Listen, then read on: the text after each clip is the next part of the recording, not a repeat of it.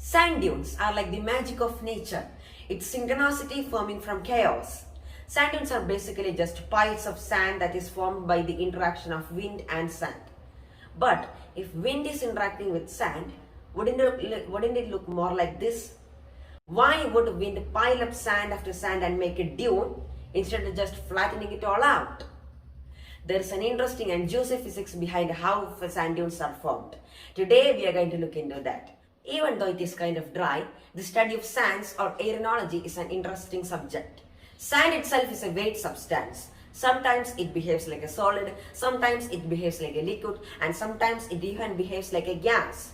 So, when wind is interacting with sand, it produces ripples on a small scale. So, sand is small enough so that it gets lifted by the wind, but not large enough so that it can travel long distances through the wind. So, when sand gets picked up by the wind, it immediately falls back to the ground. So, by random chance, many sand grains fall into one place. The small heap of sand forms at that place. If a heap of sand is formed, it collects more and more sand grains. And as time progresses, it becomes larger and larger, and eventually it forms a ripple. The size and shape of a ripple depends upon the speed of the wind that is creating them. If the wind speed is high, the distance between the ripples will be large. If the wind speed is low, the distance will be between the ripples will be less. But this is just how ripples form. Sand dunes form in a totally different way. Consider a wind is encountering a big ripple, or we can say a sand dune, in its path.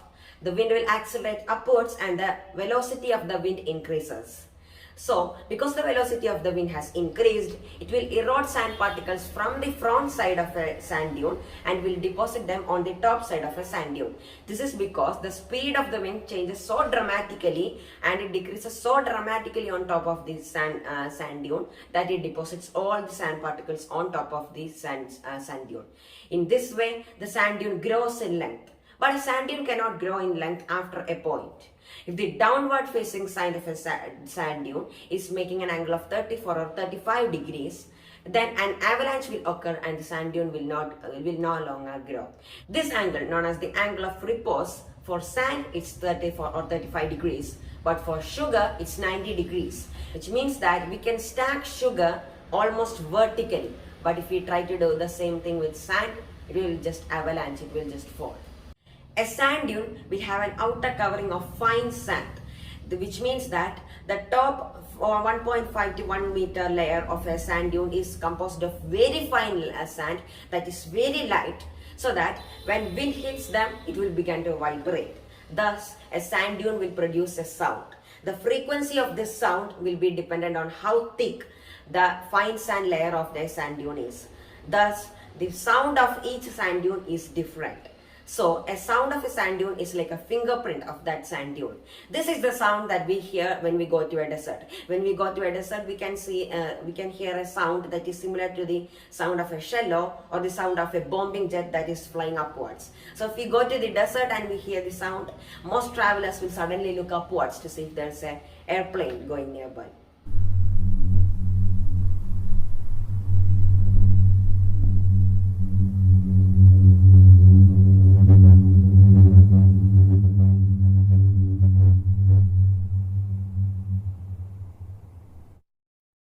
But not all sand dunes cannot produce this singing sound.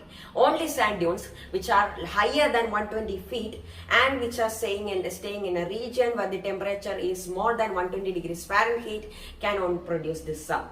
So the temperature must be sweltering hot and the height of a sand dune must be extremely high in order to produce this. There is only 550 locations around the world where the singing sand dunes are found. Sand dunes can be ridiculously large. Some can be seen from space. The sand dunes of the Namib Desert in Namibia are so large that it can be seen from space, while some sand dunes are like only centimeters in height, just like the sand ripples that we saw previous in this video. The shape of the sand dune also depends upon the wind direction. The wind direction, if the wind direction is only at one direction and the wind is maintaining a constant rate, the sand dune will be a crescent-shaped sand dune. But if wind is constantly changing directions, the sand dune will be a star-shaped sand dune. And sometimes Crosswinds can result in longitudinal sand dunes. The sand that make up each sand dune is different also. For example, the famous white sand desert in New Mexico is created by gypsum, whereas the normal sand mainly contains silica.